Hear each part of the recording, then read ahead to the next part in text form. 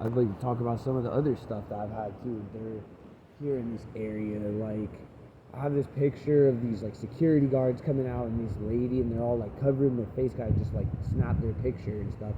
And it's like when all this was going on, these people were harassing me like the whole time I was going to work for like weeks.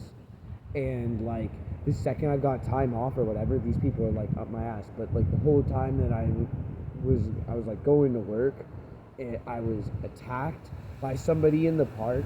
They came by and they spit like right near me or on me, and I got up and I was like, "Hey, dude, don't I said don't be doing and that dude started shit with me, and he started throwing shit at. He started swinging at me and stuff like that, and he tried to attack me, and he tried to knock me out, but he couldn't, and he just ended up leaving. I didn't call the cops or anything, but that's what happened, and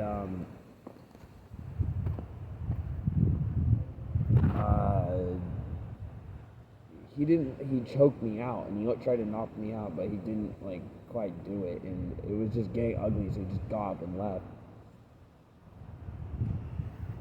And like there's another time I was there.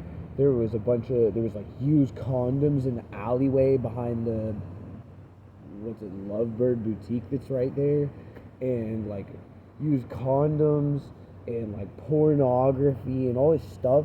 And like I was going in there, and I went into Starbucks like one night after work, and this Hispanic dude's coming in there, and he's like starting like a bunch of like grief with me, telling me I can't sit next to these girls. And these girls, I'm sitting at a table, and there's another table next to it, and I think it was like a bigger table they were. I was at just like a single small table, and it was back when there was the Starbucks on De La Guerra, and there was three girls sitting there, and there was a good like 3-4 feet on the like good chunk of space on the bench between me and those girls, so they had plenty of space, right? And this dude's coming in. He looks in through the back window, and he's coming in and trying to get all crazy with me, telling me I can't sit that close to them. And I mean, I'm more than an arm's length away from them physically. And he's like asking me if he can come in and sit down next to me. And I'm like, no, dude, And then he just proceeds to outright say that, I can't sit that close to these women, was his words that he uses. And I mean, I would just sit. I was like, dude, like, I'm like, do you want to go outside, dude? Because like that's what I told him. And he just immediately turns around and tattles on me to the bridge. Oh, he just threatened me. You're trying to start a fight with me. It's like, dude, you know what? It doesn't matter. You're coming in here interrogating a situation. You're harassing me. You're stalking me. You're coming in here trying to start a problem and start a fight with me by doing that. And then he turns around immediately to tattle. And that's how these Santa Barbara people are. They think it's hilarious to just turn around and call the cops. Like it's not a time to laugh.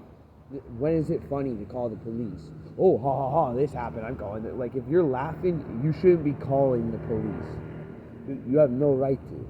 And, like, just the repeated times where I'm like, dude, get the fuck away from me. And the dude's like, oh, you threatened me. And he just turns around laughing, haha, I'm calling the police. Like, no, dude. Like, how is that cool? How is that okay? The multiple swatting attempts, the police showing up to my location to harass me, and like, then they're carrying out personal beefs and stuff like that. If I said something about them on Facebook, they're coming to attack me like a day or two later to hurt and mess with me. And that's how it is, and that's what they do. And it's literally just a proof against them. And like they won't stop. They like, and it never ends. And I mean, I don't know what else to say, but I guess I'll end this one there.